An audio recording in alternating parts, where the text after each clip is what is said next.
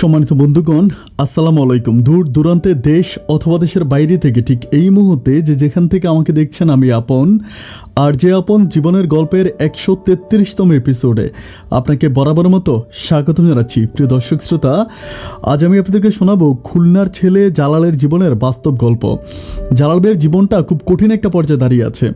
ওনার গল্পটা যখন আমি শুরু থেকে শেষ পর্যন্ত পড়েছিলাম, দর্শক বন্ধুরা, আমি অনেক বেশি অবাক হয়ে গেলাম এবং এই গল্পটা এই সমাজের জন্য অনেক বেশি শিক্ষণীয়। আপনি বিশ্বাস করেন যে জালাল ভাই এখন এমন একটা পর্যায়ে দাঁড়িয়ে আছে, ঠিক মাত্র 2 থেকে 3 দিনের মাঝে যদি উনি ওনার জীবনের সঠিক সিদ্ধান্তটা নিতে না পারে, হয়তো ওনার জীবনটাই শেষ হয়ে যেতে পারে।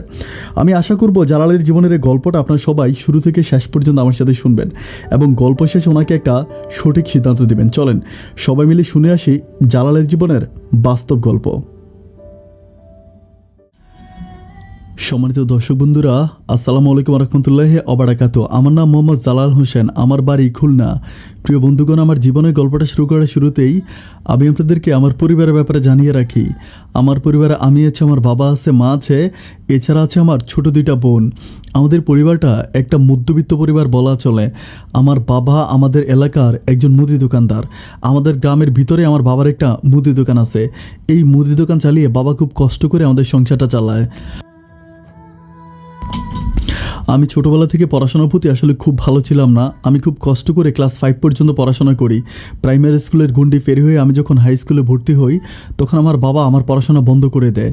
আর আমার ছোটো বোনগুলো তখন পড়াশোনা করতো। একটা পর্যায়ে বাবা আমার পড়াশোনা বন্ধ করে দেওয়ার পরে আমি বাবার কাজে হেল্প করি। আমাদের যে মুদি দোকানটা আছে, আমি এক টাইমে বাবা এক টাইমে ওই দোকানে বসি। আমি যদিও ছোট মানুষ ছিলাম, কিন্তু আমি হিসাবে যথেষ্ট পাক্কা ছিলাম। মানুষকে বাকি দেওয়া থেকে শুরু করি এবং আমি দোকানটাকে খুব ভালোভাবে পরিচালনা করতাম। এইভাবে আমার দিনগুলো সামনের দিকে অতিবাহিত হচ্ছিল। তো আমি যখন স্কুলে পড়াশোনা করি না, স্কুলে পড়াশোনা করে আমার কিছু বন্ধু বান্ধব আছে, ওদের সাথে আমি মাঝে মাঝে চলাফেরা করি, কিন্তু সবাই জানি আমার কাছ থেকে কেমন একটু দূরে দূরে থাকে। মানে আমি কাজ করি, এটা যেন আমার অন্যায়। মানে আমি পড়াশোনা বন্ধ করে দিয়েছি, এটা যেন আমার অপরাধ। মানে গ্রামের একটা সিস্টেম আছে, পড়াশোনা বন্ধ করে দিলে কেউ, মানে সবাই মনে করে যে আমি বেকার, মানে আমার সাথে কেউ ভালোভাবে কথা বলে না। মানে যেই স্টুডেন্ট, মানে যেই ছেলেটা পড়াশোনা করবে সেই হচ্ছে গ্রামের ভালো ছেলে, আর যে পড়াশোনা করে না সে খারাপ ছেলে। এটা মনে করে গ্রামের মানুষগুলো আমার সাথে খুব ভালোভাবে কথা বলে না, আর আমার বন্ধুবান্ধবগুলো আমার সাথে অতটা ভালোভাবে মিশে না। এভাবে একটু একটু করে আমার দিনগুলো সামনের দিকে অতিবাহিত হচ্ছিল। তো আমার মনে একটা স্বপ্ন যে যাই হোক, আমি তো আমার বাবাকে হেল্প করতেছি, আমার বাবার কাজে আমি সাহায্য সহযোগিতা করতেছি। আর আরেকটা ব্যাপার কি, যে আমি একটা ব্যাপার দেখতে পারি যে আমাদের বংশের ভিতরে, মানে আমাদের পরিবারে আমার বাবাই হচ্ছে একমাত্র ব্যক্তি, মানে আমার বাবার কথায় সবাই উঠে আর বসে। আমার ছোটো 2টা কাকা আছে, ওরাও তেমন কিছু করে না, চাষবাস করেই থাকে গ্রামে। ওরা আমার আব্বাকে যথেষ্ট পরিমাণ মানে। আমাদের বাড়ির প্রত্যেকটা মানুষ আমার আব্বাকে খুব মানে। আমার আব্বা কিন্তু গ্রামের কোনো সর্দার না, মেম্বার না, চেয়ারম্যান না, কিন্তু এরপর আমাদের গ্রামের প্রত্যেকটা মানুষ আমার আব্বাকে প্রচুর পরিমাণ ভক্তি করে। গ্রামের কোনো দরবার কারবার থেকে শুরু করে গ্রামের কোনো আনুষঙ্গিক কাজ হলে সবাই আমার বাবাকে ডাকাডাকি করে, আমার বাবা গিয়ে দরবার করে। এই জন্য আমার আব্বা আমাদের এলাকাতে খুব পরিচিত একটা মুখ। এভাবে দিনগুলো সামনের দিকে যেতে যেতে একটা পর্যায়ে আমি তখন মোটামুটি বড় হই। বড় হওয়ার পরে দোকানটা প্রায় আমি একাই চালাইতে পারি, কিন্তু আমাদের দোকানে তেমন কোনো মাল নেই। হয় না যে একটা দোকান পরিচালনা করার জন্য দোকানে যে প্রচুর পরিমাণ মালামাল থাকে, ওই রকম কোনো মালামাল নেই। তো যে পরিমাণ মালামাল আছে, এগুলো দিয়ে কোনোভাবে দোকান চলে। দোকানটাকে যদি একদম ভরপুর মাল উঠানো যাইতো, তাহলে দোকানটা মোটামুটি ভালোই চলতো। তো এইভাবে যেতে যেতে একটা পর্যায়ে আমি তখন অনেক বড় হয়ে যায়। অনেক বড় হই, তো বড় হওয়ার পরে বাবা সিদ্ধান্ত নিয়েছে বাবা আমাকে বিয়ে করাবে। তো তখন আমার ছোটো 2টা বোন আছে। আমার ছোটো বোনগুলো তখন আমার যে 2টা বোন আছে, একটা বোন তখন এসএসসি পরীক্ষা দিয়েছে, ও ফেল করে। অ্যান্ড আমার আরেকটা ছোটো বোনও তখন ক্লাস 9-এ পড়ে। তো 2টা বোনই মোটামুটি বিয়ের বয়সী। তো এরই মাঝে বাবা আমাকে বলতেছে যে আমাকে বিয়ে করাবে। তো আমার কাছে ব্যাপারটা একটু অন্যরকম মনে হলো। আমি বাবাকে বললাম যে বাবা, আমার ছোটো বোনগুলো তো এখনও বিয়ে হয় নাই, ওদেরকে আমি বিয়ে দিই, তারপরে না হয় আমি বিয়ে করি। কিন্তু আমার বাবা বলতেছে যে না, তুই যেহেতু সবার বড়, তুই আগে বিয়ে করবি, অ্যান্ড তুই বিয়ে করার পরে তারপর তোর বোনদের বিয়ে দিব। তো বাবা যখন আমাকে এভাবে প্রেশার দিচ্ছিল, একটা পর্যায়ে আমি বিয়ের জন্য রাজি হই। আর আমার তো তেমন কোনো প্রেমিকা নাই বা কারোর সাথে আমার কোনো সম্পর্ক নাই, আমি কাউকে ভালোবাসি না। তো সেই ক্ষেত্রে বাবা যদি আমাকে কোথাও বিয়ে করায়, এটাতে আমার দ্বিমত পোষণ করার কথা না। তো আমি বাবাকে বলেছি যে বাবা ঠিক আছে, তুমি আমার জন্য মেয়ে দেখো। তো এটা আমার কাছে খুব বেশি খারাপ লাগে। এখানে কিছু ব্যাপার আছে। এটা হচ্ছে আমি যাদের সাথে পড়াশোনা করেছিলাম, যারা আমার সহপাঠী আছে, বন্ধুবান্ধব আছে, তারা কেউ এখনও বিয়ে করেনি, তারা এখনও সম্পূর্ণ অবিবাহিত। কিন্তু তাদের মাঝে আমি বিয়ে করব, এই ব্যাপারটা যেন একটু কেমন মনে হয়। তো যাই হোক, যথারীতি আমার আব্বা যখন বিয়ের জন্য প্রেশার দিচ্ছিল, আমি আব্বার কথা রাজি হয়ে যাই। তো রাজি হয়ে যাওয়ার পর আব্বা মেয়ে খুঁজতেছে। তো মেয়ে খুঁজতে খুঁজতে আমার আব্বা আমাদের পার্শ্ববর্তী গ্রাম, মানে আমাদের গ্রামের 2টা গ্রাম পরে আমার আব্বা একটা মেয়ে পায়। তো মেয়েটা অনেক সুন্দর। বাবা বলতেছে যে মেয়েটার ভাই বোন নাই, মানে মেয়েটা একাই, বাট মেয়েটা অনেক ভালো, অ্যান্ড মেয়ের বাবা হচ্ছে সৌদি আরব থাকে। তো আমার বাবা বলতেছে যে এখানে বিয়ে করলে অনেক ভালো হবে, আর মেয়েটাও দেখতে শুনতে মাশাআল্লাহ অনেক ভালো। তো আমাকে বলে যে তুই মেয়ে দেখতে যাবি কেন, আমাকে মেয়ে দেখানোর জন্য নিয়ে যায়। তো প্রথমে আমার বোনগুলা যায়, আমার 2টা বোন যায়, মেয়ে দেখে আসে। আমার বোনেরা এসে বলতেছে যে মেয়ে দেখতে খারাপ না, অনেক সুন্দর। আর এছাড়া মেয়ের বাপের অনেক টাকা পয়সা আছে, ওদের জায়গায় সম্পত্তি আছে। মেয়ের বাপ প্রায় আজকে 10 বছর ধরে সৌদি আরবে থাকে। শুনেছিলাম সৌদি আরবে নাকি ওনার লন্ড্রির দোকান আছে, তো উনি অনেক বেশি টাকা উপার্জন করে। তো যাই হোক, এভাবে যাওয়ার পরে তখন আমার মা আর আমার বাবা মিলে আমাকে মেয়ে দেখার জন্য নিয়ে যায়। তো আমাকে যখন মেয়ে দেখার জন্য নিয়ে যায়, আমি তখন মেয়ে দেখি, কিন্তু দুঃখজনক ব্যাপার হচ্ছে মেয়ে দেখার পরে আমার মেয়ে পছন্দ হয় না। মানে মেয়েটা ছিল একটু মোটা আর একটু কালো ছিল। তো আমার কাছে মেয়েটা পছন্দ হয় না। পছন্দ না হওয়ার পরে আমি তখন বাড়িতে চলে আসি। বাড়িতে এসে আমার আব্বাকে বলতেছি, মানে আমার আব্বা আম্মা তো মহা খুশি আমাকে এখানে বিয়ে করাবে। মানে বিয়েটা যে আমি করবো, আমার নিজস্ব যে একটা পছন্দ আছে, এইটা তারা মানে কোনো কিছুই মাথায় আনতেছে না। তাদের কথা হচ্ছে তারা পছন্দ করছে, তারাই আমাকে বিয়ে করাবে। তো আমি তখন বাড়িতে আসার পর একটু মন খারাপ করে থাকি, মন খারাপ করে দোকানে গিয়ে বসে থাকি। রাতের বেলা যখন খাবার খাওয়ার জন্য বাড়িতে আসি, তখন আমার আব্বা আমাকে বলতেছে জালাল, এখন মানে কোন দিন, মানে দিন তারিখ তো আমরা এখনও ঠিক করি নাই। ওনা তো বলেছে যে দিন তারিখ ঠিক করে ওদেরকে জানিয়ে দেওয়ার জন্য। তো এখন একটা দিন তারিখ ঠিক করে ওদেরকে জানাই দিব। আমি তখন আমার আব্বাকে বলতেছি, আব্বা আমি মেয়ে বিয়ে করব, কিন্তু মেয়ের পরিবার তো আমাকে দেখতে আসে নাই। হয় না যে আমি মেয়ে দেখলাম, এরপরে মেয়ের পরিবার আমাকে দেখতে আসবে, কিন্তু মেয়ের পরিবার তো আমাকে দেখতে আসে নাই। ওরা আমাকে না দেখে কিভাবে, মানে আমার পরিবেশ পরিস্থিতি না দেখে তারা কিভাবে তাদের মেয়েকে আমার কাছে বিয়ে দেবে। আমার বাবা তখন আমাকে বলতেছে যে ওদের দেখার তেমন কিছুই নাই, ওরা ছেলে দেখার দরকার ছিল, ওরা ছেলে দেখেছে, আর তুই তো তোকে তো দেখায় আনলামে। আর পরিবার নিয়ে ওদের তেমন কোনো মাথা ব্যথা নাই। পরিবার যেমনই হোক, মানে আমাদের পরিবেশ যেমনই হোক, এটা নিয়ে ওদের কোনো কথা নাই। তো আমি তখন বুঝতে পারি, মনে মনে চিন্তা করি যে এত কালো একটা মেয়ে বিয়ে দিবে, সুতরাং পরিবেশ আর কী বা খুঁজবে, আমার মতো একটা ছেলেকে পাইতেছে। তো তখন আমার আব্বা বলতেছে যে একটা দিন ঠিক করে আমরা হচ্ছে মানে তোকে নিয়ে যাই, বিয়েটা করে আনি। আমি তখন আমার আব্বাকে বলতেছি, আব্বা মানুষ বিয়ে করার জন্য কত মেয়ে দেখে, আমি মাত্র একটা মেয়ে দেখলাম, তুমি আমাকে আরও কয়টা মেয়ে দেখাও, আমি আরও 2-1টা মেয়ে দেখি, আমার এখান থেকে যেটা পছন্দ হবে এটাকে বিয়ে করব। এটা বলার পর আমার আব্বা তখন মুহূর্তের মধ্যে অনেক বেশি গরম হয়ে যায়। আমার আব্বা তখন খাবার প্লেটটা হাত থেকে ফেলে দেয়।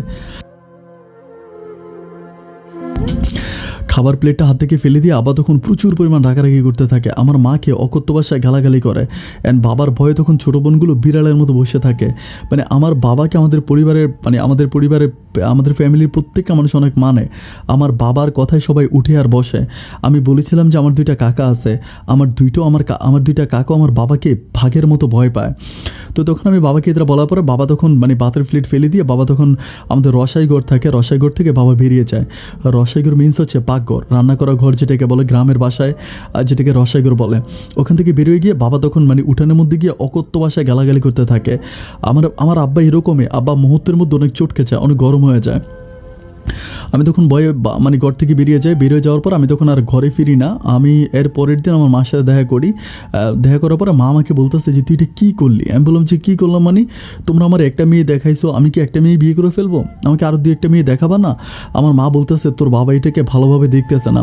তখন আমার বাবা, মানে আমি মার সাথে কথা বলা অবস্থায় আমার বাবা পিছন থেকে আসে, আমাকে বলে এই ধারা তোর সাথে আমার কথা আছে।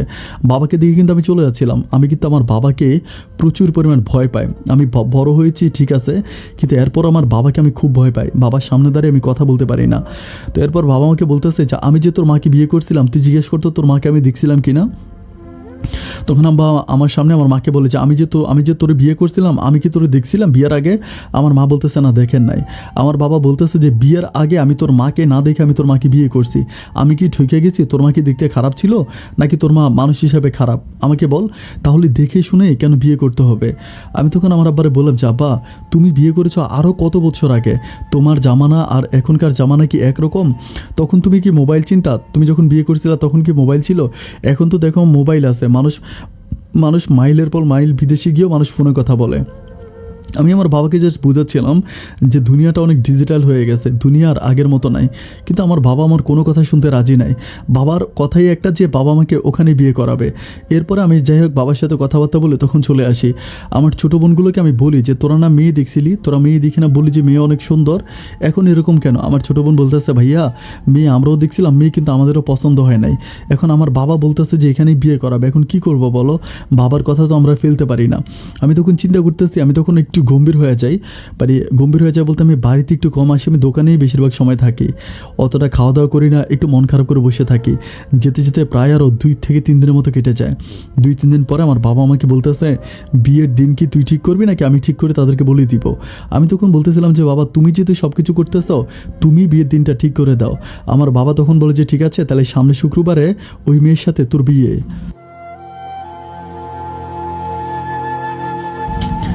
কথাটা শোনার পর মুহূর্তের মধ্যে আমার চোখে পানি এসে গেল। আসলে মানে আমার ছোটোবেলা থেকে একটা স্বপ্ন ছিল এরকম যে আমার একটা বউ হবে, দেখতে অনেক বেশি সুন্দর হবে, মানে অনেক সুন্দর হবে, অনেক ফর্সা হবে। মানে আমি এরকম একটা স্বপ্ন দেখেছিলাম যে আমার বউটা দেখতে অনেক সুন্দর হবে। ওই স্বপ্নটা আমার মাঝে ছোটোবেলা থেকে লালন করে আসছি। তো এরপরে যখন মানে আমার বাবা এরকম একটা মেয়েকে আমাকে বিয়ে করাবে, আমার তখন মনের মাঝে আসলে খুব বেশি কষ্ট লাগে। মানে এত পরিমাণ কষ্ট লাগে এটা আসলে আমি ভাষায় প্রকাশ করতে পারবো না। আমি তখন একেবারে গম্ভীর হয়ে যাই। তো এরপরে বাবা বলে যে সামনে শুক্রবারে বিয়ে। আমি তো আর বাবার কথার উপরে দ্বিতীয় কোনো কথা বলতে পারি না। এরপর বাবা যথারীতি বিয়ের জন্য আয়োজন করে। বাবা গরু কিনে নিয়ে আসে, তারপরে মানে পুরো ঘর বাড়ি অনেক সুন্দর করে সাজিয়ে আমাদের যত আত্মীয় স্বজন পাড়া প্রতিবেশী আছে সবাইকে গিয়ে আবার দাওয়াত দিয়ে আসে। এরপরে যথারীতি শুক্রবার আসার পরে আমাকে একরকম ধুলা সাজিয়ে মেয়েদের বাড়িতে নিয়ে যায়। তো যাই হোক, আমি একটা জিনিস মনে মনে চিন্তা করতেছিলাম, ছোটোবেলা থেকে কোনোদিন বাবার কথার বাইরে যাই নাই। বাবা যেটা বলেছে সেটাই করেছি। আজ না হয় বাবার কথায় আমি বিয়ে করব। আমার কপালে যা আছে তাই হবে। আল্লাহ ভরসা, হয়তো সব কিছু একটা সময় ভালো হয়ে যেতে পারে। এরপরে শুক্রবারে আমি মেয়ের বাড়িতে যাওয়ার পর তখন পারিবারিকভাবে আমার বিয়ে হয়। তো বিয়ে শাদী কমপ্লিট হওয়ার পর আমি তখন আমাকে বাসর ঘরে নিয়ে যাওয়া হয়। তো বাসর ঘরে যাওয়ার পরে আমি একটা ব্যাপার একটু খেয়াল করে দেখি, মানে যে মেয়েটাকে আমি দেখেছিলাম আমি ওই মেয়েটাকেই বিয়ে করেছি। কিন্তু মানে আমি ওই দিন যখন দেখেছিলাম তখন মেয়েটাকে অতটা বয়স্ক মনে হয় নাই, কিন্তু আজকে বাসর ঘরে মেয়েটাকে অনেক বেশি বয়স্ক মনে হচ্ছে। মানে হয় না যে চোখের নিচে একরকম কালি পড়ে গেছে, এরকম অবস্থা।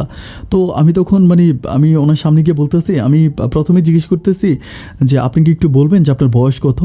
এটা বলার পরে মুহূর্তের মধ্যে মেয়েটা অনেক চটকে যায়। মানে ঘোমটাটা সরে আমাকে বলতেছে আপনি কি আমার ইন্টারভিউ নিতেছেন? আমাকে বিয়ে করে আনছেন কি আমার বয়সের কথা জিজ্ঞেস করার জন্য?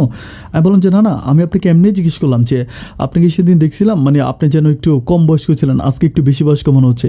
তখন মুহূর্তের মধ্যে মেয়েটা আমাকে বলতেছে তার মানে কি আমার বাবা মা আপনাকে একটা মেয়ে দেখাইয়া আরেকটা মেয়ে বিয়ে দিছে? আমি তখন বলি না, আস্তাগফিরুল্লাহ, আমি তো এমন কিছু বলি নাই, কিন্তু আপনি আমাকে একটু বোঝার জন্য চেষ্টা করেন। মেয়েটা অনেক গরম হয়ে যায়, মানে প্রচুর পরিমাণ আমার সাথে রাগারাগি করতে থাকে। আমি তখন বলি আচ্ছা ঠিক আছে, আচ্ছা আমি আমি আমি আমি আমি ক্ষমা চেয়ে নিচ্ছি, আমার ভুল হয়ে গেছে। আপনার নামটা কি আমাকে বলেন তো? তখন আমাকে বলে যে ওনার নাম হচ্ছে উর্মি। আমি বললাম যে উর্মি, বাসরাতে মানুষ তার জামাইয়ের সাথে কত সুন্দর করে কথা বলে, কিন্তু আপনি আমার সাথে এত গরম হয়ে যাচ্ছেন, এটা কি ঠিক হচ্ছে? তো আমাকে বলে যে গরম না হয়ে কি করব, আপনি কি ঠান্ডা রাখার মতো মানুষ? আমি বললাম যে আমি এমন কি বললাম যেটা বলার জন্য আপনাকে এতটা গরম হয়ে যেতে হবে? তো আমাকে বলতেছে কেন মেয়েদেরকে কখনো বয়স জিজ্ঞেস করতেন, এটা কি আপনি জানেন না? আমি তখন বলি যে আসলে বিশ্বাস করেন আমি অতটা ইন্টেলিজেন্ট না, আমি এই দুনিয়াদারি সম্বন্ধে অত ভালো জানি না। তো মেয়েদেরকে যে বয়সের কথা জিজ্ঞেস করতে না, এটা আমি আজকে প্রথম আপনার কাছে শুনলাম। তো আমাকে বলতেছে কখনো মেয়েকে হুট করে তার বয়স কথাটা জিজ্ঞেস করবেন না। তাই আমি বললাম আচ্ছা ঠিক আছে। তো আমার বাসরটা হয়, কিন্তু কেমন বাসর হয় এটা আসলে মানে বলে বোঝানো যাবে না আর কি একরকম।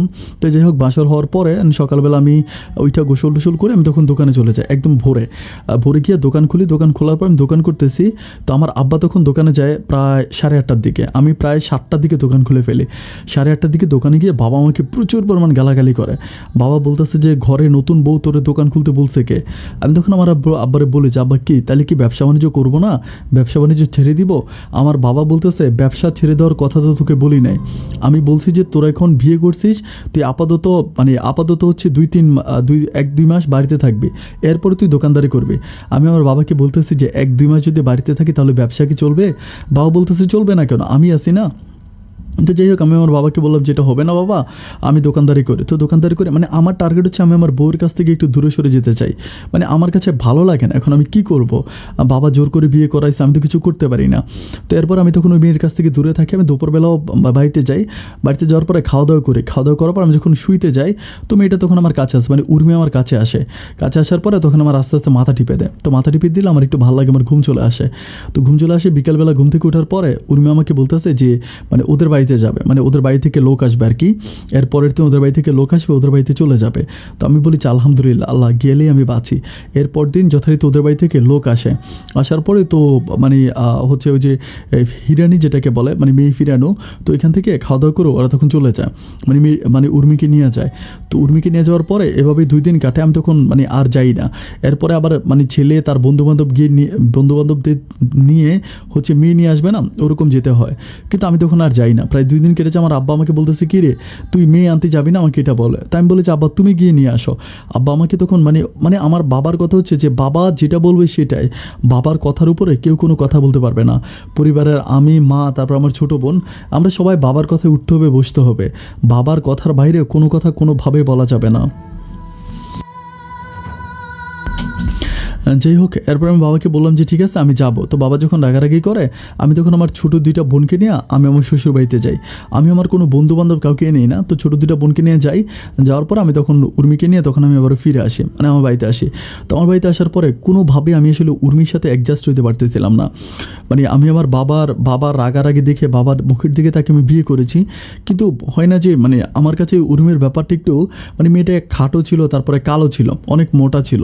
মানে কোনো দিক থেকে তার সাথে আমার মানে ভালোভাবে মিশতেছে না। হয় না একটু ভালো করে কথা বলতেও পারি না, বা দেখতেও ততটা ভালো লাগে না। আমার বন্ধুরা আমাকে সবসময় বলে যে তোর মেয়ে দেখতে, মানে তোর বউ দেখতে যাব। আমি তাদেরকে আজকে এইটা, কালকে ওইটা, এটা বলে বলে স্কিপ করাই। কারণ আমার বউ তো আমার নিজেরই দেখতে ভালো লাগে না। আমি চিন্তা করি ওরা যদি আমার বউ দেখে তাহলে সবাই আমাকে অনেক খিটামি করবে, আমাকে অনেক খারাপ কথা বলবে। এই জন্য আমি আমার বউ কাউকে দেখাই না। তো দিনগুলো সামনের দিকে এইভাবে অতিবাহিত হচ্ছিল। দিন যত যাচ্ছে আমার কষ্টের পরিমাণটা ততই বাড়তেছে। আমি দুপুরবেলা খাইতে আসি, রাতের বেলা ঘুমাই। মানে আমি জাস্ট আল্লাহর কাছে বলি যে আল্লাহ তুমি কোনোভাবে এই মেয়েটার কাছ থেকে আমাকে একটু সরায় নাও। আমি আসলে কোনোভাবে এই মেয়েটার সাথে অ্যাডজাস্ট হইতে পারতেছি না।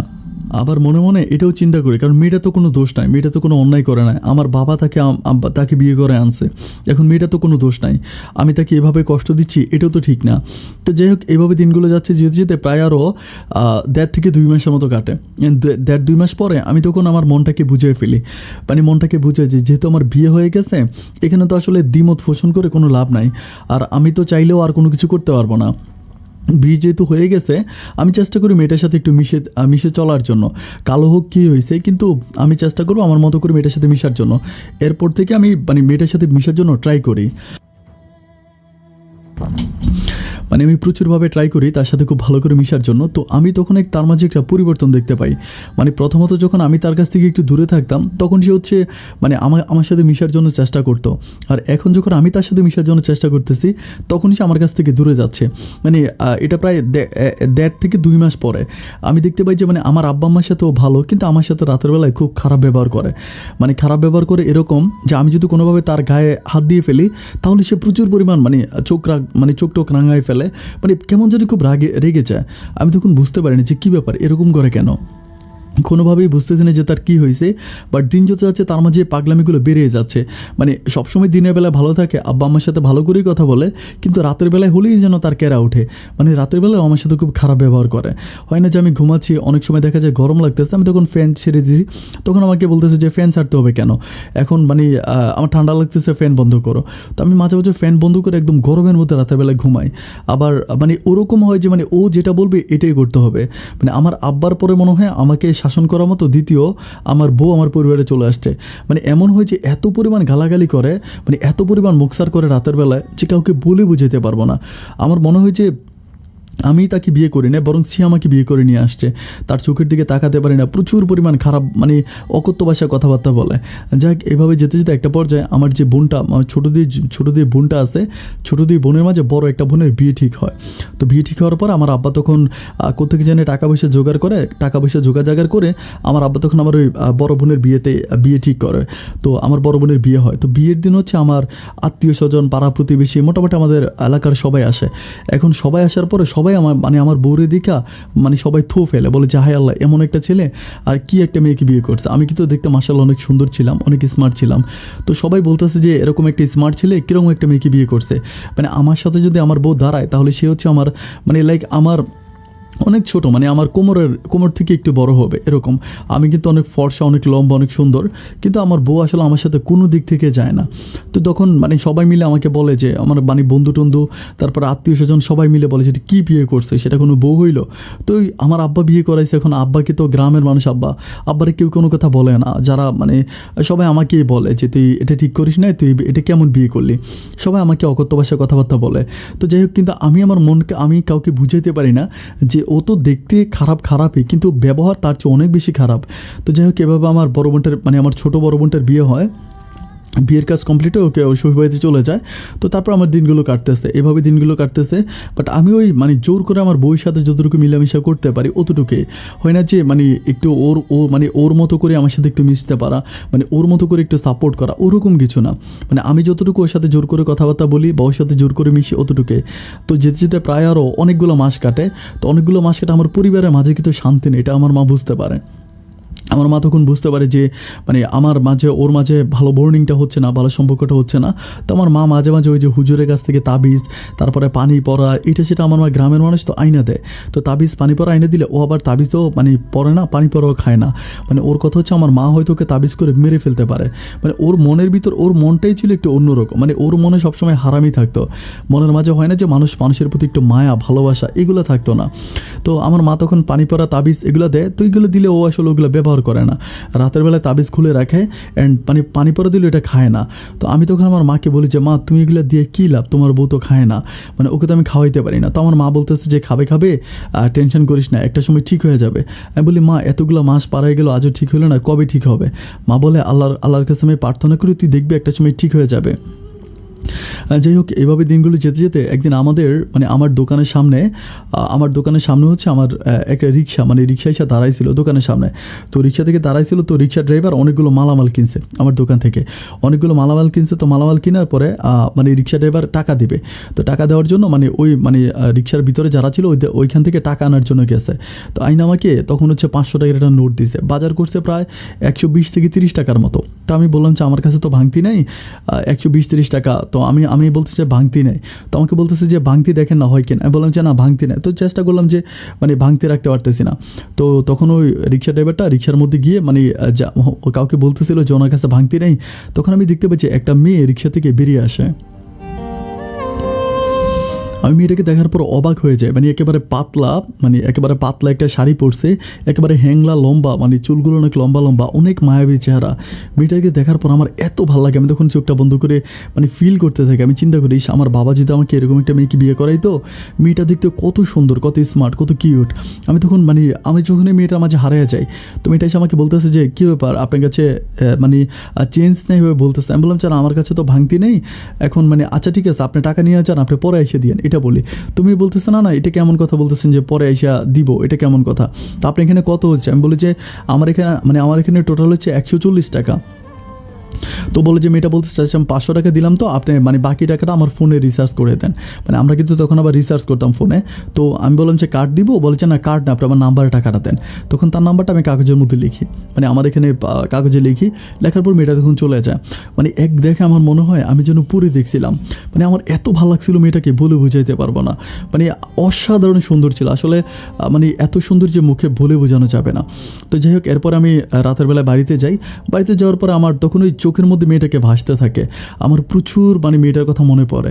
রাতের বেলা আমার মন চাচ্ছিল কি আমি নাম্বারটা কিন্তু ওইখান থেকে আমার মোবাইলে সেভ করে রাখি, মানে কাগজে যে লিখছিলাম ওকে রিসার্চ করার জন্য। তো এরপরে আমি কী করে নাম্বারটা আমার কাগজে লিখে রাখি।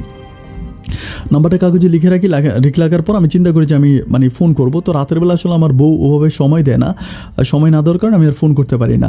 তো এরপরে আমি কী করি, দোকানে আসার পর মেয়েটাকে কল দিই দুপুরবেলা। কল দেওয়ার পরে মেয়েটা কলটা রিসিভ করে। আমি তখন সালাম দিই যে আসসালামু আলাইকুম। তো বলে যে ওয়ালাইকুম আসসালাম। আমি বললাম যে আচ্ছা আমি আপনাকে ফোন করেছিলাম একটা কথা বলার জন্য। জিজ্ঞেস করে কে? আমি বললাম ওই যে মানে আপনাকে রিসার্চ করছিলাম যে মনে নাই আপনার ফোনে যে রিসার্চ করছিলাম ভাঙতে ছিল না, আপনি যে বিস্কিট চানাচুর কিনছিলেন। বলে ও আচ্ছা হ্যাঁ মনে আছে। তো কেন ফোন করছেন ভাইয়া? আমি বললাম যে ফোন করেছিলাম যে আপনার মোবাইলে টাকাটা কি আছে কি না, এতগুলো টাকা গেল না না গেলো, আমার তো টেনশন হইতে আছে, এই জন্য ফোন করেছিলাম। তো বলে না না না, টাকা তো ওই সময় চলে আসছে। আমি বলবো আচ্ছা মাশাল্লাহ ভালো। তো কী নাম আপনার? তো আমাকে বলতেছে তার নাম হচ্ছে নুসরাত। আমাকে বলেছে আমার নাম নুসরাত। আমি বলে বাহ মাশাল্লাহ অনেক শুনলাম। নুসরাত আপনি কোথায় থাকেন? তো বলে যে আমাদের গ্রাম থেকে কয়েকটা গ্রাম পরে ওইখানেই থাকে। তাই আমি বললাম যে ওইখানে কি করেন? মানে আমি কথা বলতেছি, তো বললো যে মানে ওইটা ওনার শ্বশুর বাড়ি। তাই আমি বললাম যে আপনি যে মানে নিয়ে গেছিলেন, মানে বিস্কিট চানাচুর এগুলো কোথায় নিয়ে গেছিলেন? পরে বলে আমি আমার শ্বশুর বাড়িতে নিয়ে গেছিলাম। আমি বললাম যে মা এটা কেমন কথা, মানুষ মেয়ের বাড়ি থেকে মানে শ্বশুর বাড়িতে যাওয়ার জন্য কি এগুলো নেয় নাকি? তো বলে যে হ্যাঁ আমার শাশুড়ি একটু বিস্কিট চানাচুর পছন্দ করে, তো এই জন্য নিয়ে আসছে। তো কথা বলতে বলতে তার সাথে আমি প্রায় 10 থেকে 15 মিনিটের মতো কথা বলি। আমার তখন এত ভালো লাগে মেয়েটার সাথে কথা বলতে, যেটা আসলে বলে বোঝানো যাবে না। অ্যান্ড মেয়েটাও কিন্তু প্রচুর ভালো, হয় না, অনেক নম্র ভদ্র, অনেক ভালোভাবে কথা বলে। তো যাই হোক এভাবে কথাবার্তা বলো, আমি তখন বাড়িতে যাই।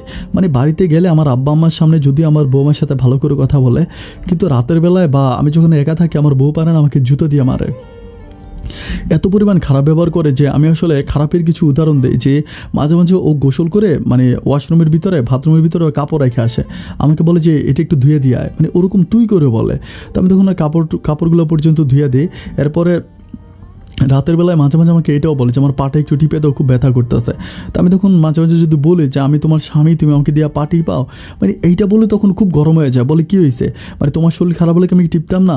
মানে ওর পা টিপতে দিতে আমাকে ওর ঘুম পাড়াইতে হয়, কাপড় ধুয়ে দিতে হয়, মানে বাসার যত কাজ আছে ম্যাক্সিমাম কাজগুলো আমাকে দিয়ে করায়। আর আরেকটা ব্যাপার হচ্ছে কি, আমাদের বাসায় কিন্তু মানে ওর বাবা কিন্তু অনেক টাকা পয়সার মালিক ছিল। তোর বাবা কিন্তু মানে আমার আব্বাকে বলছিল যে আমার বউ মানে বলতেছে যে আমার মেয়ে কাজ করতে পারবে না, আপনি একটা কাজের মেয়ে রাখেন, আমি মাস শেষে আপনার কাজের মেয়ের বেতন দেব। এরপরে এটা কাজের মেয়ে রাখা হয়, ওই কাজের মেয়ের বেতন কিন্তু ওর বাবা দিত, ওর বাবা বিদেশ থেকে দিত। তো এই কাজের মেয়ে কাজ করে, কিন্তু ম্যাক্সিমাম কাজগুলো আমাকেই করতে হয়। মানে আমার কাছে মনে হয় যে ও আমাকে ইচ্ছে করে কাজ করায়, মানে ইচ্ছে করে আমাকে বলে যে কাপড় ধুয়ে দাও, এটা করে দাও, ওটা করে দাও, এই কাজগুলো আমাকে ইচ্ছে করে করায়। তো যাই হোক এভাবে কাজ করতেছি, কিন্তু আমার মনের মাঝে একটা ভালো শান্তি আছে। মনের মাঝে একটা ভালো শান্তি আছে বলতে আমি চিন্তা করি যে যত যাই হোক আমি তো একটু মাঝে মাঝে হচ্ছে নুসরাতের সাথে কথা বলতে পারি। মানে নুসরাতের সাথে কথা বলে আমার খুব ভালো লাগে। মেয়েটা আমাকে প্রচুর সম্মান এবং ভক্তি করে কথা বলে। তো এইভাবে দিনগুলো যেতে যেতে একটা পর্যায়ে আরও প্রায় 1 থেকে 1.5 মাসের মতো কাটে। 1 থেকে 1.5 মাসের মতো কাটার পর তখন নুসরাতের সাথে তখন আমার সম্পর্কটা খুব ক্লোজ হয়ে যায়, মানে প্রচুর ক্লোজ হয়ে যায়, সবসময় কথাবার্তা বলি, মানে একটা ভালো আন্ডারস্ট্যান্ডিং। তো আমাকে একদিন বলতেছে যে আপনি আমার, মানে আমি বললাম যে মানে আমি তখন তুমি করেই বলি যে নুসরাত, তখন আমাদের মাঝে সম্পর্কটা তুমি চলে আসে। আমরা যে নুসরাত তুমি তো আমাকে একটা দিনও তোমার শ্বশুর বাড়িতে নিয়ে গেলা না, একদিন আমাকে দাওয়াত দাও বা তোমাদের বাড়িতে নিয়ে যাও। তো বলে আমাদের বাড়িতে না, আমার শ্বশুর বাড়িতে আসতে পারেন, এটা বলে। তো আমি বললাম যে তোমার শ্বশুর বাড়িতে গেলে তোমার শ্বশুর শাশুড়ি বা মানে আচ্ছা আরেকটা ব্যাপার এখানে বলে রেখে, ওর স্বামী কিন্তু বিদেশে থাকতো, ওর স্বামী বিদেশ থাকতো, তো ওর ওইখানে থাকতো, মানে ওর হচ্ছে শ্বশুরবাড়িতে থাকতো। তো আমাকে বলে যে তাইলে একটা কাজ করে না হয় আমি আপনাকে একটা দিন বলবো, আপনি ওই দিনে আসেন। তো আমি বললাম আচ্ছা ঠিক আছে। এটা প্রায় আমার বিয়ে তখন প্রায় 7-8 মাস হয়ে গেছে, 7-8 মাস 8 মাস পরের ঘটনা। তো মানে 8 মাস পরের ঘটনা। তো এরপরে যখন আমাকে বলতেছে যে মানে আপনি আসেন, এটা আমাকে বলে, একদিন আমাকে যাইতে বলে। তো যেদিন যাইতে বলে ওই দিন সকালবেলায় হঠাৎ করে আমার বউ তখন ঢুলে পড়ে যায়, মানে আমার বউর অবস্থা খুব খারাপ হয়ে যায়, খুব অসুস্থ হয়ে যায়। সবাই ধরাধরি করে তখন মানে সবাই ডাক্তার নিয়ে আসি। তো ডাক্তার দেখে বলতেছে যে আমার বউ নাকি মা হবে। তো ও মা হবে এটা শোনার পর আমার কাছে খুব খুশি লাগে, মানে আমার কাছে ভালো লাগে যে ও মা হবে। তো এরপরে আলহামদুলিল্লাহ আমি তখন আমার শ্বশুর বাড়িতে যাই। আমি শ্বশুর বাড়ি থেকে আমি তখন শ্বশুর শাশুড়িকে মানে আমার শাশুড়িকে নিয়ে আসি, আমার শাশুড়ি আসে, তারপরে সবাই মিলে ও সেবা যত্ন করে। তো এরপরে এরই মাঝে কিন্তু আমি ভুলেই গেছিলাম যে নুসরাতের সাথে যে আমার অ্যাপার্টমেন্ট ছিল, আমার নুসরাতের সাথে দেখা করার কথা ছিল, এটা আমার মনেই ছিল না। তো মনে ছিল না, একটা পর্যায়ে নুসরাত আমাকে কল দিতেছে, আমি এত ব্যস্ততার মাঝে ওর কল রিসিভ করতে পারি না। তো যাই হোক সন্ধ্যার পরে আমি তখন ওর কল রিসিভ করার পরে আমাকে খুব মানে অকথ্য ভাষায়, খুব মানে খারাপ ভাষায় কথা বলতেছে যে মানে এত করে বললাম যে আসার জন্য, আমি রান্নাবান্না করে রাখছি, অথচ মানে তুমি আসলা না, তুমি মানে খুবই করে। আমি তখন বলি যে আমি তো তারা কিন্তু এই পর্যন্ত বলিনি যে আমি বিয়ে করছি, এটা কিন্তু আমি তাকে বলি নাই, কারণ আমি বিয়ে করছি, আমার এই বউটা তো আমার ভালোই লাগে না, আর আমার এই বউয়ের কথা আমি কাউকে বলিও না, মানে পাড়া প্রতিবেশী বন্ধুবান্ধব যা আছে মানে কারোর কাছে আমার এই বউয়ের কথা আমি বলি না, আমার বউয়ের ব্যাপারটা আমি সবার কাছে হাইড করে রাখি। তো তেমনি আমি নুসরাতের কাছে বলি না যে আমি বিয়ে করছি। তো যাই হোক এভাবে যাওয়ার পর তখন আমি আর নুসরাত আমাকে বলতেছে যে মানে তাইলে কখন আসবা বলো। তাই আমি বললাম যে আরও 2-3 দিন পরে যাই। তো বলে যে ঠিক আছে 2-3 দিন পরে যদি আসো তাহলে আমাদের বাড়িতে আসো, আমি আমাদের বাড়িতে চলে যাব, মানে আজকে আমি আমাদের বাড়িতে চলে যাব। তো এরপরে তো ওদের বাড়িতে যায় অ্যান্ড যাওয়ার সময় আমার দোকানের সামনে দিয়ে আসে। দোকানের সামনে তখন রিক্সা দাঁড়া করানোর পর ও তখন আমার দোকানের ভিতরে ঢুকে।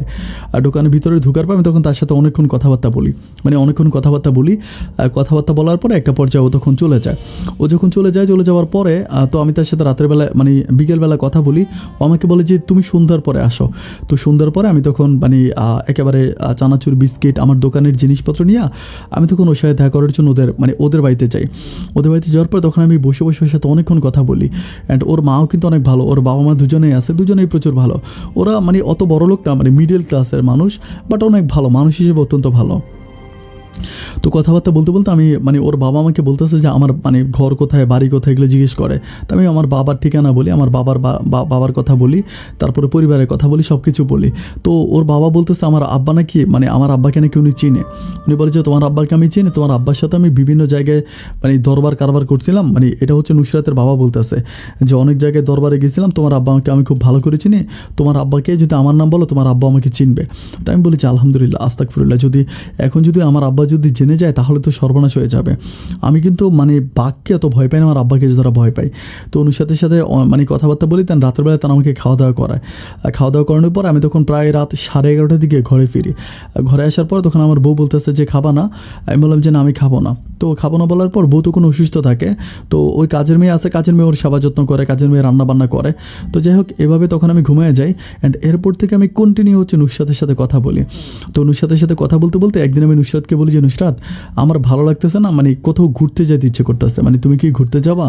তো পরেও আমাকে বলে আচ্ছা ঠিক আছে, আমি তো এখন আমাদের বাড়িতে আসছি, যাওয়া যাবে। তো ওদের বাড়ি থেকে ও ডাক্তারের কথা বলে বের হওয়ার পর আমি ওকে নিয়ে ঘুরতে যাই। আমাদের এই খুলনার দিকেই হচ্ছে এখানে সেখানে একটু ঘুরার পর তখন আমি ওকে একটা ব্যাপার বলি যে মানে তুমি এত সুন্দর একটা মেয়ে, মানে একেবারে প্রতিমার মতো দেখতে তোমার চেহারা, কিন্তু তোমার স্বামী কীরকম বা তোমার শ্বশুরবাড়ি কীরকম? আজকে এতগুলো বছর পর আমি তার মুখে যখন শ্বশুরবাড়ি আর স্বামীর কথা জিজ্ঞেস করি তখন তার চোখের পানিগুলো টলমল করতেছে। ও তখন একরকম কান্না করে দেয়। আমি বলি কান্না করতেছো কেন, কী হয়েছে? আমাকে বলে যে আমার শ্বশুরবাড়ির অবস্থা খুবই খারাপ। আমি বলি খুবই খারাপ মানে খুবই খারাপ কি? বলে যে আমার স্বামী মানুষ না, একটা অমানুষ। আমি বলি ওমা কী বলতেছো, অমানুষ কেন? তো বলে যে আমার শ্বশুর শাশুড়ি আমাকে খুব টর্চার করে, আমাকে খুব অত্যাচার করে। অ্যান্ড এটা নিয়ে যদি আমি আমার স্বামীর কাছে বিচার দিই, আমার স্বামী তখন আমার কোনো কথাই শোনে না। আমি বললাম যে মানে কোনো কথা শোনে না মানে শুনবে না কেন? বলে যে শুনবে না মানে আমি যদি কোনো কথা বলি তাহলে মানে আমার স্বামী আমার শ্বশুর শাশুড়ির কথাই শোনে, আমার কথা শোনে না, খুব অত্যাচার করে, খুব অপমান করে, এবং মানে আমি আমার শ্বশুরবাড়িতে ভীষণ পরিমাণ কষ্টে আছি, আমাকে এই কথাগুলো বলে। আমি তখন বলি যে মানে এটা কেন, বা তুমি তোমার আব্বা আম্মাকে কিছু বলো না? ও বলে যে আব্বা আম্মাকে বলে কী হবে, আব্বা আম্মা তো আর আমার সংসার করবে না, সংসার তো আমাকেই করতে হবে, আব্বা আম্মাকে বলে তো তেমন কোনো লাভ নাই। আমার তখন ওর প্রতি খুবই মায়া লাগে, মানে খুবই দরদ লাগে যে আল্লাহ এরকম একটা মেয়ে, এরকম অবস্থা, তো খুবই খারাপ লাগে। তো আমি তাকে বলি যে দেখো আমি তো আছি না, তোমার যখনই মন খারাপ লাগবে তুমি আমার সাথে কথা বইলো, অ্যান্ড আমি মানে সবসময় তোমাকে হেল্প করবো, এটাও বলি। তো বলে যে আচ্ছা ঠিক আছে। তো তখন ওর সাথে আমার খুব ভালো বর্নিং হয়, খুব ভালো সম্পর্ক হয়। তো এভাবে যেতে যেতে একটা পর্যায়ে আমার বউয়ের ঘরে একটা মেয়ে সন্তান হয়। মানে আমার বউ হচ্ছে উর্মির ঘরে একটা মেয়ে সন্তান হয়। তো মেয়ে সন্তান হওয়ার পর তো আমার পরিবারের মোটামুটি সবাই খুশি, বাট তখনও উর্মির মাঝে কোনো পরিবর্তন নাই। মানে হয় না যে রাতের বেলা আমার সাথে মানে খারাপ ভাষায় কথা বলা, তারপরে মানে আমি জানি না কেউ বিশ্বাস করবে কি করবে না, বাট আমি মানসিকভাবে আমি সংসার জীবনে অনেকটা অসুখী, মানে অনেকটা অসুখী। আমি সুখ যদি একটু পেয়ে থাকি তাহলে সেটা হচ্ছে নুসরাতের কাছ থেকে, উর্মির কাছ থেকে আমি বিন্দু মাত্র সুখ পাই না। মানে উর্মি আমাকে যে পরিমাণ কষ্ট দেয়, মানে আমার কাছে মনে হয় যে পুরো নারী জাতির উর্মি কলঙ্ক। মানে অ্যাজ এ স্বামী হিসেবে কখনো তার কাছে বিন্দু মাত্র মূল্যায়ন পাই না। তো মেয়েটা হওয়ার পরে, মেয়েটার আগে তো মানে ভালোই ছিল, বাট মেয়েটা হওয়ার পরে তার মানে আমার উপরে তার মানে আমাকে অত্যাচার করার মাত্রাটা বাড়াই দিল। মানে তখন থেকে মানে আমার মেয়েটাকে দেখাশোনা করতে হয়, তারপরে রাতের বেলায় তার মাথা টিপে দিতে হয়, তার পা টিপে দিতে হয়, এবং তার শরীর ম্যাসাজ করে দিতে হয়। মানে মানসিকভাবে খুবই কষ্টে আছে, মানে কষ্টের কথা কাউকে বলতেও পারি না। তো যাই হোক এইভাবে আমি তখন নুসরাতের সাথে আমার সম্পর্কটা এইভাবে যাচ্ছে। বাট নুসরাত আমাকে বারবার বলতেছে যে মানে তুমি বিয়ে করো না কেন, মানে বিয়ে করবে না, ওরকম করে আমাকে বিয়ে করার কথা বলে। তো আমি তখন বলি যে না আমি বিয়ে করবো না, বা ওরকম করে জাস্ট ওকে স্কিপ করে যাই। মানে আমাকে দেখলে মনে হয় না যে আমি বিয়ে করছি, মানে বিবাহিত ছিল আমার মনেই হয় না। তো এইভাবে যেতে যেতে প্রায় আরও বেশ কিছুদিন পরে একদিন হচ্ছে ও ডাক্তারের কাছে আসে, মানে আমাকে বলে যে আমি ডাক্তারের কাছে আসছি, এখন ডাক্তার তো বলে যে 3 ঘন্টা লেট হবে, তুমি কি একটু আসবা, মানে খুলনা শহরে আমাকে যাইতে বলে। তো তো আমি বললাম যে ঠিক আছে, আমি তখন দোকান বন্ধ করি, আমি তখন ওই শহরে যাই। শহরে যাওয়ার পরে তার সাথে দেখা করি। তো আমাকে বলতেছে যে ডাক্তার বলতেছে যে মানে ডাক্তার আসতে লেট হবে, চলো না আমরা একটা মুভি দেখি, মানে সিনেমা দেখি। তো আমি বললাম যে আমি তো আসলে কখনো সিনেমা দেখি না, মানে সত্যিকার অর্থে আমি আমার এই বয়সে কখনো হলে গিয়ে ছবি দেখি নাই, মানে ওরকম সময় সুযোগ বা কোনো কিছুই পাই নাই। ও যখন আমাকে বলে যে চলো না হলে গিয়ে একটা ছবি দেখি, তো রিকোয়েস্ট করার পর আমি তখন ওর সাথে প্রথম আমার জীবনে প্রথম আমি সিনেমা হলে ঢুকি। তো সিনেমা হলে ঢুকে একটা ছবি দেখি, মানে ছবি দেখা শেষ হওয়ার পরে ছবি দেখতেছি যখন তার সাথে অনেক কথা বলতেছি। অ্যান্ড একটা পর্যায়ে আমার যখন আমার হাত ধরে, আমার শরীরে ধরে, মানে আমার কাছে এত ভালো লাগে যে আমি বিয়ে করা, আমি বিবাহিত একটা পুরুষ, কিন্তু কখনো আমার বউয়ের কাছ থেকে আমি এই ধরনের ভালোবাসাগুলো পাই নাই। মানে এর বিন্দু মাত্র ভালোবাসা আমি আমার বউয়ের কাছে পাই নাই। আর যতটুকু বউয়ের সাথে হয় ততটুকু আমার ইচ্ছে হয় জোর করে হয়, কিন্তু বউ আমার সাথে কোনোভাবেই একটু মিশে কথা বলে না। যাই হোক, সিনেমা দেখার পরে এরপরে ডাক্তার দেখানোর পর আমি তখন ওকে বাসার সামনে নামাই দিয়ে আসি। বাসার সামনে যাই, তখন বাসার সামনে নামাই দেওয়ার পরে ও আমাকে বলতেছে যে আজকে রাত্রে একটু আইসো, এটা বলে। আচ্ছা, আমি কিন্তু ওর বাপের বাড়িতে নামাই দিয়ে আসি, ওদের বাড়িতে না, তো ওর বাপের বাড়িতে। তো আমাকে বলতেছে যে আজকে রাত্রে একটু আইসো, আমাকে এটা বলে। তো আমি বললাম যে কেন? পরে বলতেছে একটু আসো, আসলে ভালো হবে। তো আমি তো আসলে ওকে বুঝাইতে পারতেছেন, মানে আমি তো ওকে বলিনি যে আমি বিয়ে করছি, আমার বউ আছে। তো আমি জানি তো বাসা থেকে রাতের বেলায় বেরোলে আমার বউ হয়তো আমাকে খুন করে ফেলবে। তো এটা মনে করে তো আমি তখন বলতেছিলাম যে আচ্ছা ঠিক আছে আমি দেখি। তারপর আমি কী করি, রাতের বেলা বাড়িতে আসি তো আমার মনটা তো আনচান করতেছিল যে আমি তো ওর কাছে যাব, মানে নুসরাতের কাছে যাব। এটার জন্য আমি প্ল্যানিং করতেছি যে কেমনে যাওয়া যায়। তো আমার বউ তখন বউয়ের সাথে ঘুমানোর পর আমার মেয়েটা সেদিন রাতে খুব কান্না করতেছে, মানে প্রচণ্ড কান্না করতেছে। তো আমি বলতেছি যে নুসরাত, আমি তখন উর্মিকে বলতেছি যে উর্মি, আমারও তো মাথাটা অনেক ব্যথা করতেছে, মানে প্রচণ্ড রকম মাথা ব্যথা করতেছে, তুমি আমি একটা কাজ করি, আমি পাশের রুমে গিয়ে ঘুমাই। এটা আমি উর্মিকে বলি, আমার বউকে বলি। তো আমার বউকে বলার পর আমার বউ তখন বলতেছে যে এটা কেমন কথা বলতেছো, মেয়ে কান্না করলে তুমি পাশের রুমে গিয়ে ঘুমাবা? আমি বললাম যে না, আমার মাথা ব্যথা করতেছে তো এই জন্য। তো আমি তখন ওর কাছ থেকে জাস্ট একটু সরে পাশের রুমে এসে ঘুমাই। তো ঘুমানোর পরে রাত প্রায় 11:30টার দিকে আমি তখন তারে কল দিই, মানে নুসরাতকে কল দিয়ে বলি যে আমি কি এখন আসবো? বলে যে হ্যাঁ তাড়াতাড়ি আসো। তো আমি একটা সিএনজি অলরেডি ঠিক করে রাখি আমাদের বাড়িতেই। তো বাসা থেকে বেরিয়ে আমি তখন ওই সিএনজিটা করে আমি তখন নুসরাতের বাড়িতে যাই। নুসরাতের ঘরে যাওয়ার পর আমি তখন বললাম যে কী ব্যাপার, তুমি তোমার শ্বশুর বাড়িতে না গিয়ে আমাকে এখানে ডাকলা কেন? আমাকে বলে যে আজকে আব্বা আম্মা ঘরে নেই তো এই জন্য ডাকছি। আমি বললাম তোমার আব্বা আম্মা কই গেছে? পরে বলে গেছে এক জায়গায়, ঘরে কেউ নেই, একটা মেয়ে আছে, ছোটো মেয়ে। তো বলে যে মেয়েটাকে পাশের রুমে রাখছি, তুমি আজকে আমার সাথে থাকবে, এটা বলে। তো আমি বলি যে ওকে ফাইন। তো আমি ওর সাথে রাতের বেলায় থাকি। তো আমি যেহেতু একটা পুরুষ মানুষ, ও একটা মেয়ে মানুষ, রাতের বেলায় বেশ কয়েকবার ওর সাথে আমার শারীরিক সম্পর্ক হয়। তো শারীরিক সম্পর্ক হওয়ার পরে আমি একটা ব্যাপার বলে রাখি যে আমি বিয়ে করছি, আমার জীবনে আমার একটা মেয়ের সন্তানও আছে, কিন্তু আমি আল্লাহকে সাক্ষী করে বলতে পারি, আমি জানি যে এটা অন্যায়, এটা অপরাধ, এটা ঠিক না, কিন্তু তারপরও মানে যেটা আমার মনের শান্তির দিক থেকে বলি যে আমি নুসরাতের সাথে একটা রাতে যে পরিমাণ শান্তি পাইছি, বা এক রাতে নুসরাত আমাকে যে পরিমাণ সুখ দিয়েছে, আমি আমার বউয়ের কাছে আজকে প্রায় 1 বছর আমি সংসার করতেছি, আমি এই পরিমাণ শান্তি আমার বউয়ের কাছে পাই নাই। আমার বউ জুতার বাড়ি আর ঝাড়ু বাড়ি ছাড়া রাতের বেলা আমাকে তেমন কিছুই দিত না। তো যাই হোক, এরপরে সকালবেলা সূর্য ওঠার আগে আমি তখন ওই সিএনজি দাঁড়া করে রাখি রাস্তার ভিতরে। তো আবার সূর্য ওঠার আগে তখন আমি আবার ঘর থেকে বেরোয়া কোনোভাবে সিএনজি দিয়ে চলে আসি, ওদের এখানে চলে আসি। বাড়িতে আসার পরে খুব কষ্ট করে আবার ঘরে ঢুকে যাই, মানে আমার বউ যাতে বুঝতে না পারে। তো এভাবে সকালবেলা তখন আমি গোসল করে আমি তখন দোকানে যাই। দোকানে গিয়ে আমি দোকানদারি করি। তো দোকানদারি করতেছি, মোটামুটি সব কিছু ভালোই চলতেছে। এইভাবে প্রায় আরও মানে 2-3 দিন পরে এইভাবে নুসরাত আমাকে বলে যে যাওয়ার জন্য। তখন আমি কী করি, তখন আর নুসরাত ওর বাড়িতে থাকে না, ওর শ্বশুর বাড়িতে থাকে। অ্যান্ড ওর শ্বশুর বাড়িতে যাওয়ার আরেকটা ভালো ওয়ে ছিল, সেটা হচ্ছে কি যে ওর মানে শ্বশুর বাড়ির পিছনে একটা একটা বড় বাগানের মতো ছিল, অনেক বড় একটা বাগান। তো এই বাগানের ভিতর দিয়ে কিন্তু রাস্তা আছে, ওই রাস্তাটা ওর মানে শ্বশুর বাড়ি একদম পিছনে থেকে টার্ন নিছে, মানে বাম দিকে টার্ন নিছে। তো টার্নে ওই কন্যা হচ্ছে ওদের বাড়িটা, তো ওদের বাড়ি তো ওই দিকে, মানে ওদের ঘরে ঢোকাটা একেবারে সোজা, মানে বিশেষ করে মানে নুসরাতের ঘরে ঢোকা একেবারে সোজা টার্ন না হয়ে সোজা সামনে দিয়ে গেলে একেবারে নুসরাতের ঘরে। তো যাই হোক, এভাবে আমি নুসরাতের ঘরে যাই। প্রায় আমি তখন থেকে আমি একদম কন্টিনিউ, মানে আমার বউকে আমি আজকে এইটা কালকে ওটা বলে আমি বুঝাই। অ্যান্ড তো একটা পর্যায়ে আমি দেখি যে আমার বউ একটু মানে মাইন্ড করে ফেলে, মানে একটু সন্দেহ করে ফেলে। এমনভাবে সন্দেহ করে যে মানে ও আমাকে বলে যে মানে তুমি কোথায় যাও, বা রাতের বেলায় তোমার পাই না, বা তুমি পাশের রুমে গিয়ে ঘুমাও, ওইখানেও পাই না। তো আমি বলি যে আমি প্রস্রাব করতে গেছি বা বন্ধুদের সাথে তাস খেলছি, ওইটা বইলা কাটায়। কিন্তু এভাবে কতদিন, মানে আমি তো প্রায় প্রতিদিনে যাচ্ছি, তো এভাবে তো আর হচ্ছে না। তো একটা পর্যায়ে আমি আমাদের এলাকার কিছু ছেলে আছে, মানে আমাদের এলাকার ছেলে, ওদেরকে বললাম যে আমার দোকানটা চুরি করবে। মানে আমি বলি যে মানে আমার এলাকার ছেলে আর কি, একটু দুষ্ট ছেলে, ওদেরকে বলি যে আমার দোকানটা চুরি করবে। ওরা আমার বলে ভাই এটা কেমন কথা বলতেছেন? বললাম আমার দোকানটা একটু চুরি করবে, দোকানের মালামালগুলো নিয়ে যাবে। এটা বলার পরে তখন তারা বলেছে আচ্ছা ঠিক আছে। তো তখন তারা কী করে, ওই রাতের বেলায় আমার দোকান কাইটা ওরা তখন আমার মালামালগুলো নিয়ে আসে, দোকানের মালামাল আমি আগেই বলে দিই। অ্যান্ড সকালবেলা দোকানে যাওয়ার পরে আমি তখন আমার আব্বারে ঘর থেকে ডাইকে নিয়ে যাই, দিয়ে যে দেখেন দোকানের কী অবস্থা, দোকান চুরি হয়েছে। তো আমার আব্বা তখন নিজে আমার বলতেছে তাহলে তুই রাতের বেলায় দোকানে থাকিস, এটা আমার আব্বা বলে। তো বলার পর আমি তো এটাই মানে আমি জাস্ট এটাই সুযোগ খুঁজতেছিলাম যে কোনোভাবে আব্বা আমাকে এটা বলে কিনা যে তুই দোকানে থাকিস, কারণ আমি যদি দোকানে থাকি তাহলে আমি নুসরাতের কাছে যাইতে পারবো। এরপর যথারীতি আমি আমার বউকে ওই দিন দুপুরবেলা বলি যে আব্বা আমাকে বলছে দোকানে থাকার জন্য, এখন দোকান চুরি হইতে আছে। তো আমার নুসরাত গিয়ে আমার আব্বাকে কী বলে জানি না, তখন আমার আব্বা বলতেছে যে না তুই দোকানে যাওয়ার দরকার নেই, আমি দোকানে থাকবো, তুই মানে বউর সাথে থাকবি। আমি তখন বলি যে মানে আল্লাহ, আমি যেই প্ল্যানিং করলাম, প্ল্যানিং তো কোনো কিছুই কাজ হলো না। আমি তখন আমার আব্বারে বলতেছি আব্বা আপনি বয়স্ক মানুষ, আর তখন ঠান্ডা পড়তেছিল, শীতকাল আসছে। তাই বললাম যে আব্বা আপনি বয়স্ক মানুষ আর শীতকাল, আপনার কষ্ট করার দরকার কি, আমি দোকানে বসবো, মানে আমি দোকানে রাতের বেলায় ঘুমাবো, কোনো প্রবলেম হবে না।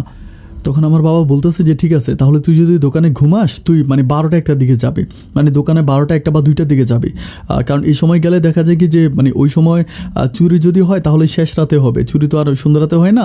তো সন্ধ্যা রাতে তুই বৌমার সাথে থাক, ঘরে থাক, অ্যান্ড শেষ রাতে তুই দোকানে যাবে, এটা আমার আব্বা আমাকে বলে দেয়। তো বলার পর আমি তখন বলতেছি যে আচ্ছা ঠিক আছে।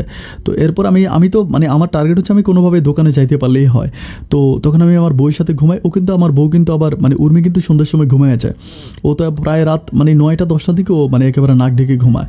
তো যখন ঘুমিয়ে যায় আমি তখন প্রতিদিন এভাবে ঘর থেকে বেরোয়া আমি তখন নুসরাতের কাছে চলে যাই। তো নুসরাতের কাছে যাচ্ছি, মানে এভাবে প্রায় অনেক মানে প্রায় 2 থেকে 3 মাসের মতো কাটে। অ্যান্ড 2 থেকে 3 মাস পরে মানে হঠাৎ করে একটা প্রবলেম দেখা দেয়। বলতে একদিন নুসরাত আমাকে বলতেছে যে প্রবলেম বলতে আমার সাথে নুসরাতের 2 দিন ধরে কথা হয় না, মানে 2 দিন ধরে কথা হয় না, নুসরাতের সাথে 2 দিন ধরে কথা হয় না। 2 দিন ধরে কথা না হওয়ার পরে 2 দিন পরে একদিন নুসরাত আমাকে ফোন দিয়ে খুবই কান্নাকাটি করতেছে, মানে প্রচুর কান্নাকাটি করতেছে। আমি তখন বলতেছি যে কী ব্যাপার, কান্নাকাটি করতেছো কেন, কী হয়েছে আমাকে বলো। তখন আমাকে বলতেছে যে সর্বনাশ হয়ে গেছে আমার, মানে আমি তো শেষ, এটা বলে খুবই কান্না করে। আমি তখন বলি যে কান্নাকাটি না করে তুমি আমাকে বলো যে তুমি শেষ, মানে কী হয়েছে। পরে আমাকে বলতেছে যে আমি গত পরশুদিন মানে ঘরের দরজায় ঢুলে পড়ে গেছিলাম, ঢুলে অজ্ঞান হয়ে গেছিলাম। অজ্ঞান হয়ে যাওয়ার পর তখন আমার শ্বশুর শাশুড়ি, তারপর আমাদের গ্রামের মানে আমাদের বাড়ির আরও 2টা মহিলা মিলে আমাকে ডাক্তারের কাছে আনছে। ডাক্তারের কাছে আনার পর আমার জ্ঞান ফিরছে। তো ডাক্তার তখন আমার সব কিছু চেক করে আমার শ্বশুরের কাছে গিয়ে বলছে, আমার শাশুড়ির কাছে গিয়ে বলছে আমি মা হতে যাচ্ছি।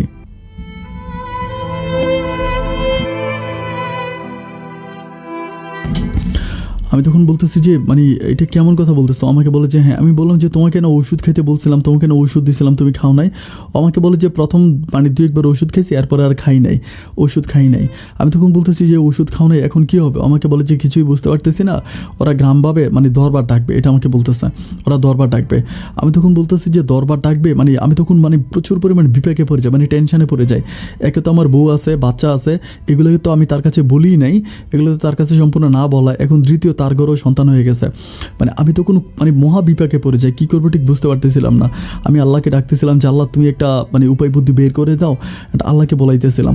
আচ্ছা, তো তখন এর মাঝে কিন্তু আমি একটা ব্যাপার রেখে গেছিলাম, আমার যে ইমিডিয়েটলি ছোটো বোনটা ছিল, আমার ছোটো বোনেরও কিন্তু বিয়ে হয়ে গেছে, আমার 2টা বোনেরই কিন্তু বিয়ে হয়ে যায়। তো এরপরে পরে আমি চিন্তা করতেছিলাম যে এখন আমি কী করতে পারি, আমার কী করার আছে, মানে কোনো কিছু বুঝতে পারতেছিলাম না। তো যাই হোক আমি ওরা বলতেছিলাম যে এখন তুমি কী করবা। ও আমাকে বলে যে দরবার ডাকবে, এখন দরবারে কী সিদ্ধান্ত হয় এটা আমি দেখি। আমি বলি আচ্ছা ঠিক আছে। তো এর পরের দিন এর প্রায় 2-3 দিন পরে তখন ওর বাবা মা মানে নুসরাতের বাবা মা, তারপর ওর শ্বশুর শাশুড়ি বা ওদের গ্রামের আরও 2-3 জন মানুষ মিলে ওদের এখানে দরবার বসে। অ্যান্ড দরবারের মধ্যে মানে ওকে জিজ্ঞেস করা হয়, জিজ্ঞেস করার পর ও কোনো কিছুই বলে না। মানে ওকে জিজ্ঞেস করছে বাচ্চা কোত্থেকে আসছে, কারণ তোমার স্বামী তো বাড়িতে নাই, তোমার স্বামী যেহেতু বিদেশে, তাহলে বাচ্চাটা কীভাবে আসলো। ও কোনো কথা বলে না, ও তখন চুপচাপ থাকে, কোনো কথা বলে না। তখন ওই গ্রামের সব মানুষ মিলা বলে যে পরের দিন ওকে হচ্ছে মানে জুতার মালা গলায় দিয়ে ওকে গ্রাম থেকে বের করে দিবে, ওরকম একটা সিদ্ধান্ত নিয়ে যে এটা বলে। তো ওই দিন সন্ধ্যা হয়ে গেছিলো, সন্ধ্যা হওয়ার পর তখন ওরা সবাই চলে গেছে। তো আমাকে ফোন দিয়ে বলতেছে যে আমাকে রাতের বেলায় প্রায় রাত 1টার দিকে আমাকে কল দিয়ে খুবই কান্নাকাটি করে বলতেছে যে ওরা আজকে কোনো কিছু করে নাই, মানে একটা রায় দিয়ে গেছে যে আগামী দিন সকালবেলা আমাকে জুতার মালা পরিয়ে গ্রাম থেকে বের করে দিবে, এবং আমি আগামী দিন সকালবেলা জুতার বাড়ি খেয়ে বের হওয়ার আগে আমি আজকে এই দুনিয়া ছেড়ে চলে যাব। এটা বলে ও তখন মানে আমার সাথে ফোনে কথা বলতে বলতে ও বলে যে ও ফাঁসি দিবে। আমি তখন তারা বলতেছি না তোমার আল্লাহর দয় তুমি এই কাজটা করো না, তুমি এই কাজটা করো না, তুমি এটা প্লিজ করো। ও আমাকে বলেছে এটা ছাড়া আমার কী বা করার আছে, এখন আমার যে অবস্থা হয়েছে আমি তো এই মুখ কাউকে দেখাইতে পারবো না। আমি তখন তারা বলতেছি যে দেখো সন্তান তো আমি দিয়েছি তাই না, তো তুমি টেনশন করো না, তুমি চলে আসো, মানে তুমি আজকে রাতের বেলা বেরিয়ে চলে আসো। ও আমাকে বলে আমি বেরিয়ে কোথায় যাই? আমি বলি তুমি বেরিয়ে আসো, আমি একটা ব্যবস্থা করব। ও বলে যে তুমি কি ব্যবস্থা করবা? আমি তার বলতেছি প্লিজ তুমি বেরিয়ে আসো, তুমি এই পাগলামিটা করো না, কারণ তুমি মরে গেলেই কিন্তু সব কিছু সমাধান হবে না। মরে গেলে প্রবলেম বাড়বে না, বরং মানে প্রবলেম কমবে না, প্রবলেম আরও বাড়বে। প্লিজ তুমি এরকম কিছু করো না। আমি তাকে খুবই রিকোয়েস্ট করে তার কাছে একরকম কান্নাকাটি করি। তো কান্নাকাটির একটা পর্যায়ে আমাকে বলতেছে যে তুমি আমাকে এখন কি করতে বলতেছো? আমি তাকে বললাম যে তুমি বেরিয়ে চলে আসো, এরপর আমি তোমার একটা ব্যবস্থা করে দিব। তো আমাকে বলে যে আচ্ছা ঠিক আছে, তুমি কি আসবা? আমি বলে যে আমি সিএনজি নিয়ে আসতেছি, তুমি বের হও। মানে ও কিন্তু যদি ওর শ্বশুরবাড়িতে ঘর থেকে বেরোয়, ঘর থেকে বেরোলে কিন্তু পিছনে হচ্ছে রাস্তা, মানে ওদের ঘরের পিছনে রাস্তা। তো ঘরের পিছনে আমি সিএনজি নিয়ে যাও, ঘরের পিছনে আসে, তো আমি ওকে নিয়ে সরাসরি হচ্ছে আমাদের খুলনা শহরে চলে যাই। তো খুলনা শহরে গিয়ে আমি তখন আমাদের খুলনা শহরে যে রেল স্টেশনটা থাকে, খুলনা শহরের মানে খুলনা রেল স্টেশন কিন্তু অনেক সুন্দর, মানে একেবারে হোয়াইট হাউসের মতো অনেক সুন্দর। তো আমি তাকে নিয়ে ওই রেল স্টেশনে যাই। রেল স্টেশনে গিয়ে আমি তখন রাতটা কোনোভাবে কাটাই। রাতটা কাটানোর পরে তখন আমি বলতেছি যে এখন কী করবো তুমি আমাকে বলো। ও আমাকে বলে যে মানে আমি তো বুঝতে পারতেছি না আমি কী করবো, আমি তো মরতেই চাইছিলাম, তুমি আমাকে কেন বাঁচিয়ে নিয়ে আসলা? আমি তখন তারা বলি যে মরে গেলেই তো সব সমাধান হয়ে যাবে না তাই না? আমি তখন বলি যে ঠিক আছে আমি একটা বাসা ভাড়া করি। এরপর আমি কী করি, ওইখানে ওরে রেল স্টেশনে রাইখা সারাটা দিন ঘুরে একটা বাসা ভাড়া করি। দুপুরবেলা ওই বাসায় আমি ওরে নিয়ে উঠি, বাসাটা ভাড়া করে ওরে নিয়ে উঠার পরে তো আমাদের তো ওই রকম মানে এই দিক দিয়ে কিন্তু আমার বউ আমাকে বারবার কল দিচ্ছে, আমার মানে আব্বা কল দিতেছে, আম্মা কল দিতেছে। বাট আমি কিন্তু নুসরাতকে তখনও বলি নাই যে আমি বিয়ে করছি, আমার কিন্তু তখনও তাকে বলা হয় নাই। তো আমি তাকে ওখানে একটা বাসা ভাড়া করি, তখন আমি ওকে বাসা ভাড়ায় রাখি অ্যান্ড বলি যে তুমি মোবাইল টোবাইল কিছু চালাইও না, তোমার আব্বা আম্মার সাথে কোনো কথা বললো না, তুমি তোমার পরিবারের কারোর সাথে কোনো কথা বলার দরকার নাই, সবার সাথে কথা বলা বন্ধ করো। তো বাসাটা ভাড়া করে দিয়া তখন আমি তারা বলতেছি আমার আব্বা আম্মা তো টেনশন করতেছে, আমি একটু বাড়িতে যাই, তুমি থাকো, তোমার সাথে আমার ফোনে কথা হবে। এইটা বলে আমি তাকে দোকানে আমি তাকে ওই বাসাতে রাখি, আমি তখন বাড়িতে আসি। বাড়িতে আসার পর তো আমার আব্বা আম্মা তারপর আমার বউ আমার উপরে প্রচুর খ্যাপা, মানে সবাই চিল্লাচিল্লি যে তুই বউ রেখা কই গেছিস, তুই দোকান খুলিস নাই। তো আমি তারা বলি যে আমার একটা বন্ধু হুন্ডা অ্যাক্সিডেন্ট করছিল খুলনাতে, ওরে নিয়ে আমি মেডিকেলে দৌড়াদৌড়ি করছিলাম, এটা বলি। তো এটা বলে কোনোভাবে হচ্ছে পরিবারকে ম্যানেজ করি, কিন্তু তখন আমার মাথায় প্রচুর পরিমাণ টেনশন, আমি কী করবো কিছুই বুঝতে পারতেছিলাম না। একে তো হচ্ছে মানে পারিবারিক টেনশন, দিতে হচ্ছে এখানে নুসরাতকে ঘর থেকে বের করে খুলনাতে হচ্ছে হোটেল মানে রুম ভাড়া করে রাখলাম। এবং আমার বউ যে ছিল উর্মি, এখন উর্মিও তো মানে ও আমাকে খুব সন্দেহ করতেছে, মানে ওর কিন্তু বিহেভিয়ার এখনও ঠিক হয় নাই, মানে একেবারে আগের মতোই আছে, এখনও খারাপ ব্যবহারই করে। কিন্তু মানে এরকম হয় না যে আমি এখন মানে কাকে ম্যানেজ করবো, কী করবো আমি ঠিক বুঝতে পারতেছিলাম না। একরকম আমি একেবারে দিশার হয়ে যাচ্ছিলাম, পাগল হয়ে যাচ্ছিলাম। এদিক দিয়ে নুসরাতে কল দেয়, এদিক দিয়ে উর্মি কল দেয়, এদিক দিয়ে আব্বা আম্মা কল দেয়, মানে আমি কি আব্বা আম্মার দিকে যাবো নাকি নুসরাতের দিকে যাবো নাকি উর্মির কাছে যাবো, আমি কোথায় যাবো বুঝতে পারতেছিলাম না। এভাবে প্রায় আরও 15 থেকে 16 দিনের মতো কেটে যায়। অ্যান্ড 15-16 দিনের পরে তখন নুসরাত আমাকে মানে ফোন দিয়ে একটু বেশি কান্নাকাটি করে, সেদিন যে তুমি একটু আসো। তো আমি দুপুরবেলা দোকানে অন্য একটা লোককে বসে আমি তখন নুসরাতের সাথে দেখা করার জন্য খুলনা যাই। খুলনা যাওয়ার পর আমাকে বলতেছে যে তুমি আমাকে এখানে কী পরিচয় রাখছো, মানে এখানে পরিচয়টা কি আমাকে বলো।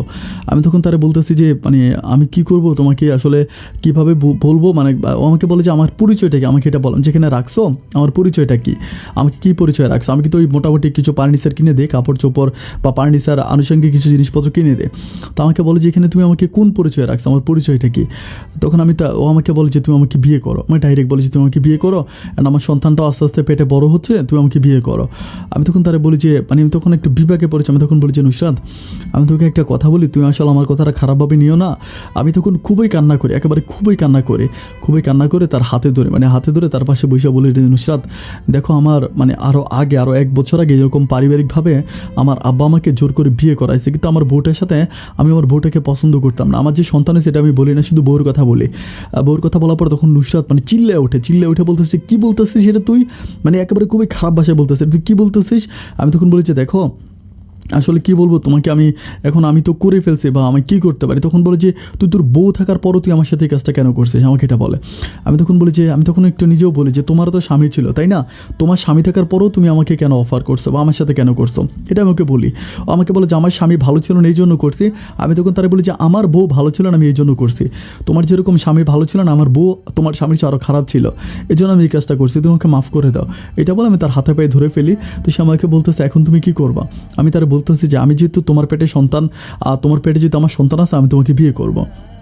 আমাকে বলে বিয়ে করবো, আমি বললাম হ্যাঁ বিয়ে করবো। ও বলে যে ঠিক আছে তাহলে কাজী ডাকো, এটা বলে আমার সাথে বের হয়ে তখন আমি ওই দিনে আমি ওকে মানে হচ্ছে 5 লাখ টাকা কাবিন নিয়ে বিয়ে করি।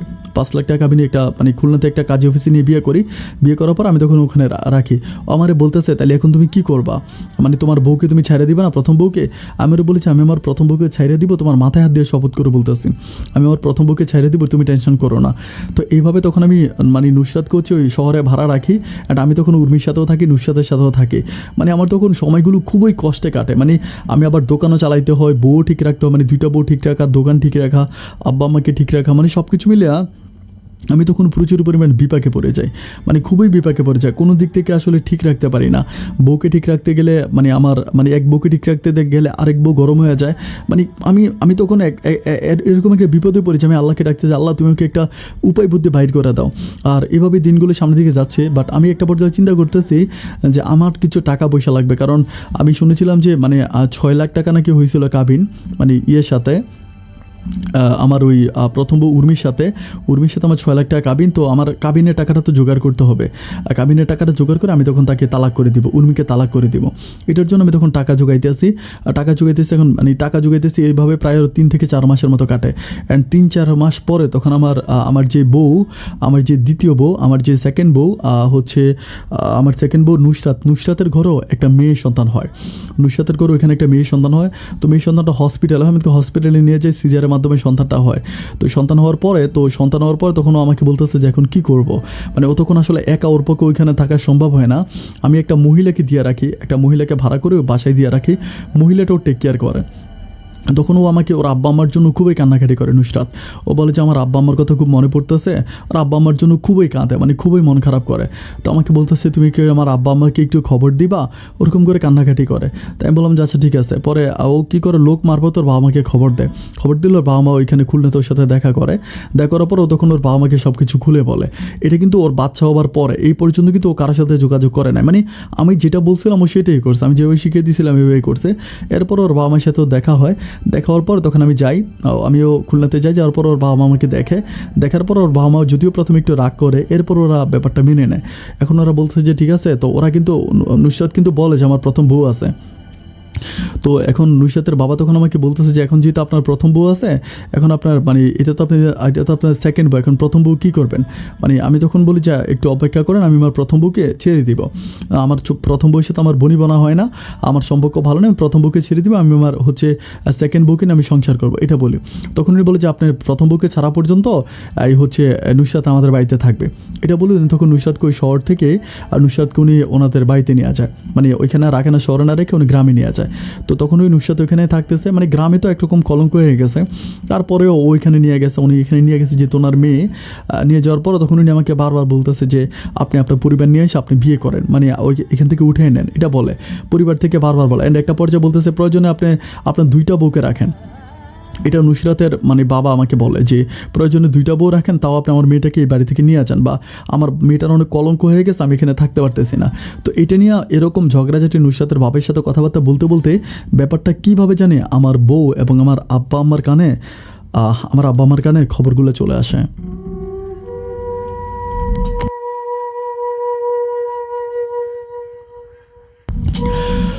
আমার আব্বা আম্মার কানে আসার পর থেকে আমার আব্বা আম্মা মানে এই ব্যাপারগুলো জানে, আমার বউ জানে। জানার পর আমার আব্বা আম্মা একদিন আমাকে মানে আমার বাবা মা আমাকে জিজ্ঞেস করতেছে যে মানে এই ব্যাপারগুলো কি সত্য কিনা, আমাকে জিজ্ঞেস করে।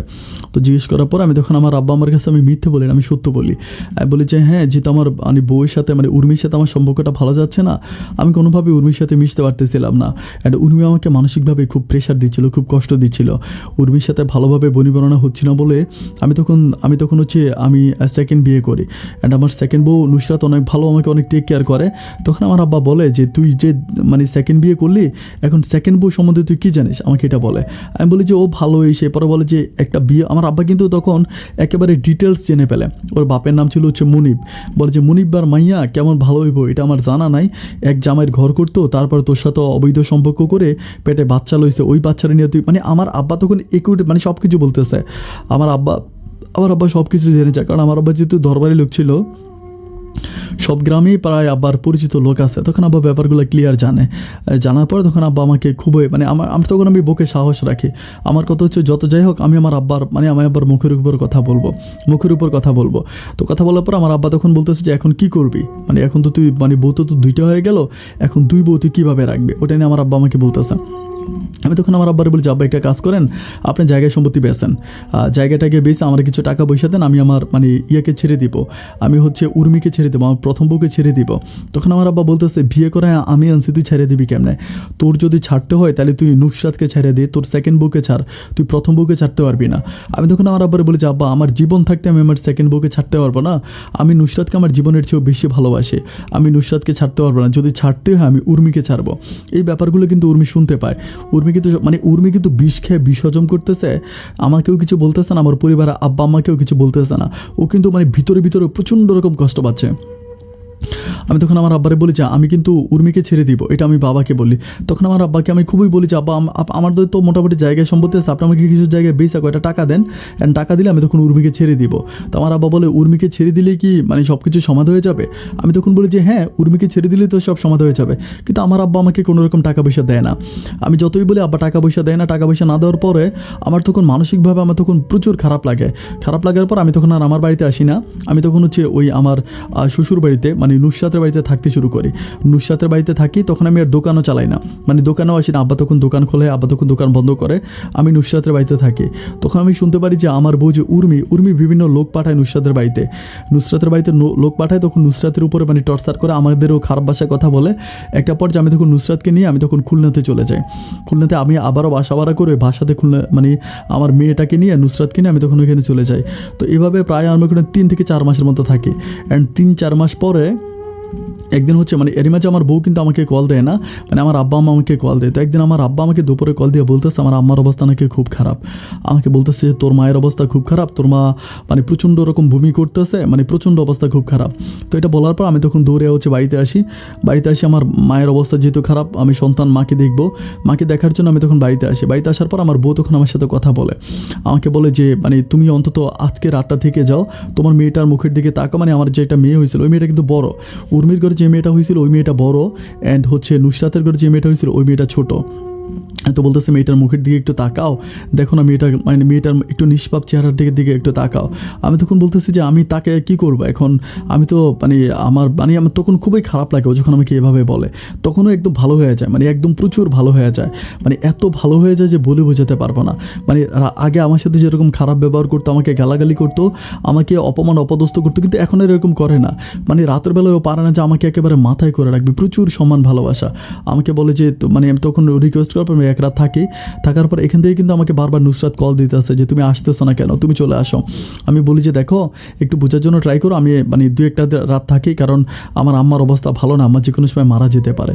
এরপরে ওই রাতটা থাকি। অ্যান্ড দিনের বেলায় মানে আমার বউ তখন আর কাজের মেয়ে রাখে না, মানে উর্মি তখন কাজের মেয়ে রাখে না, উর্মি তখন রান্নাবান্না করে, মানে এত পরিমাণ সেবা যত্ন আমাকে, মানে আমি কি বলবো, যেন ও পারতেছে না যে আমাকে মাথায় রাখবে নাকি উকুনে খাবে, মানে মাটিতে রাখবে না পিঁপড়া খাবে, মানে আমাকে প্রচুর পরিমাণ সম্মান ভালোবাসা।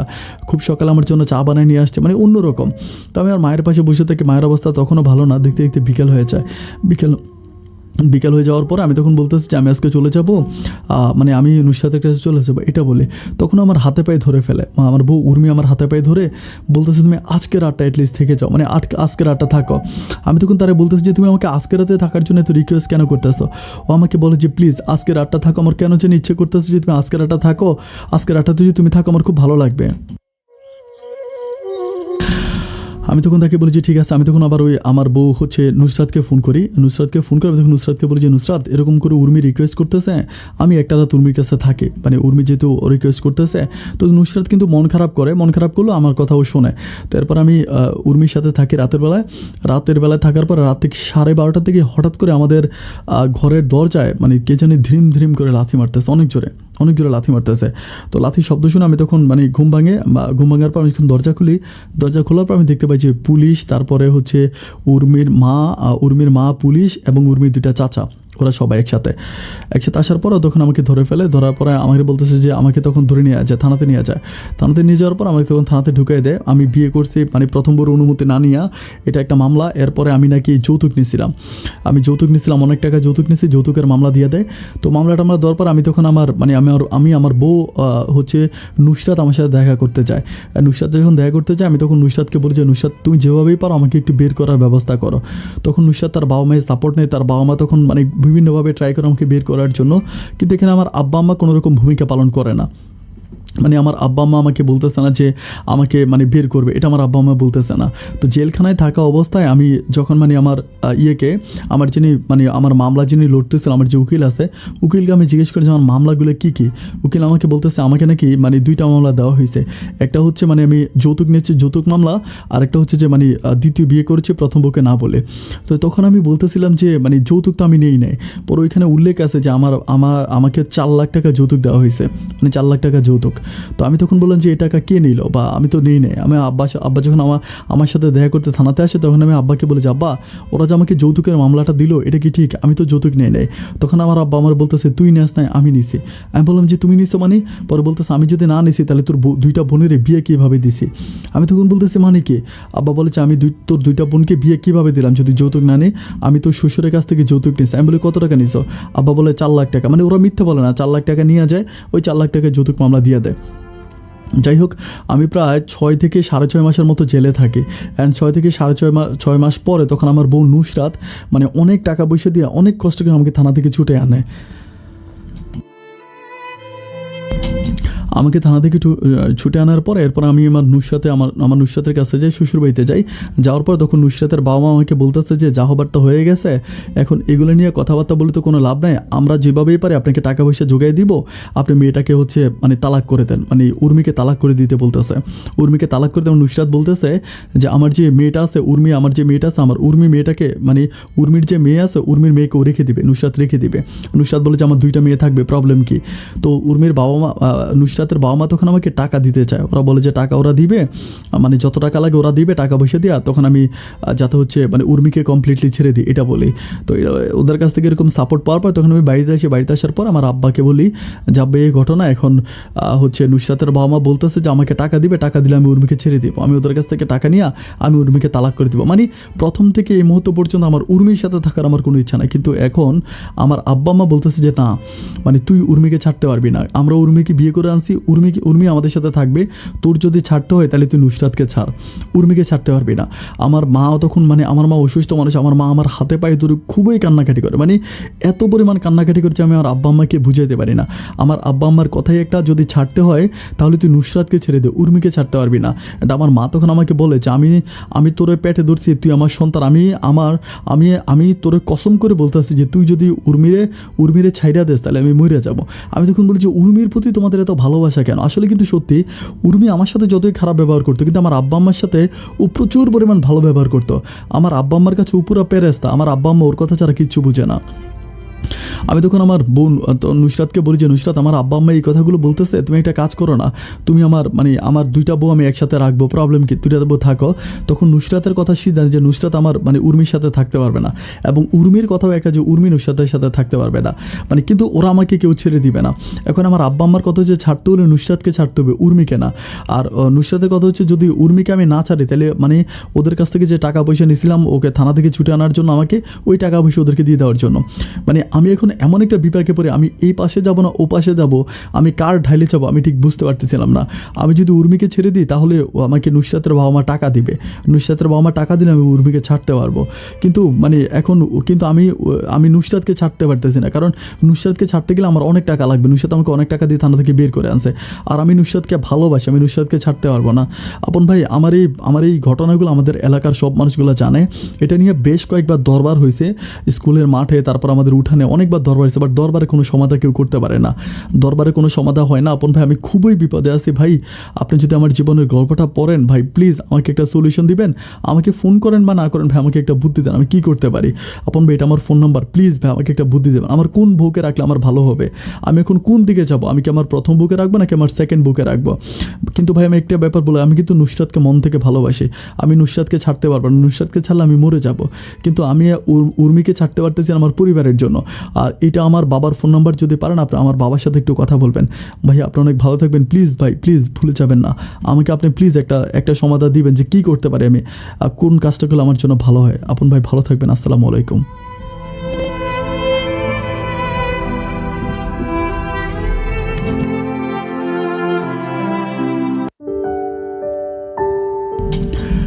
সম্মানিত বন্ধুগণ, গল্পের শুরুতে বলেছিলাম যে মানে জালাল ভাই ফাটাবাসে আটকায় গেছে, মানে ফাটাবাসে ওনার মাথা আটকায় গেছে।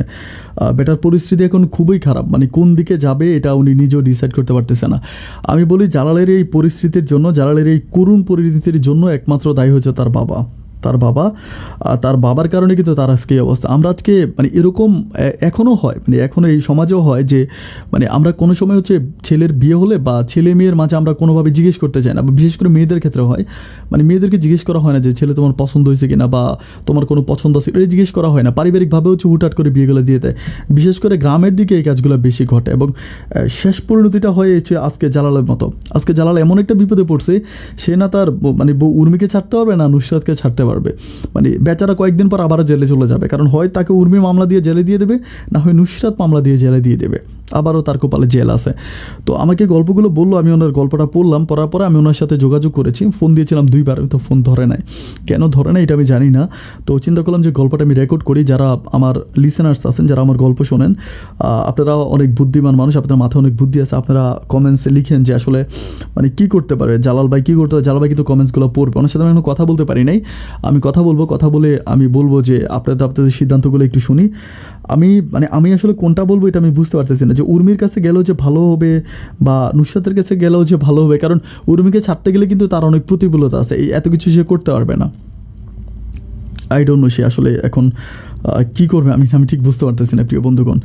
যদি আপনাদের মাথায় কোনো আইডিয়া থেকে থাকে তাহলে আপনারা কমেন্টস বক্সে খুলনার ছেলে জালাল ভাইকে হেল্প করতে পারেন, ওনার একটু সহযোগিতা আপনাদের খুব প্রয়োজন, উনি খুব বিপদে আছে। এবং আমাকে বললো যে 2-3বার দরবার হয়েছে এই ব্যাপারটা নিয়ে, বাট ওই দরবারের ভিতরে অনেক মুরব্বী টাইপের লোকজনও ছিল, তারাও কোনো সমাধান দিতে পারে নাই। তো যদি পারেন আপনারা একটা সমাধান হচ্ছে জালাল ভাইকে দিবেন। প্রিয় বন্ধুগণ, আপনারা এই গল্প থেকে এটা মনে রাখবেন যে আসলে এই ধরনের কাজগুলো কখনোই করবেন না।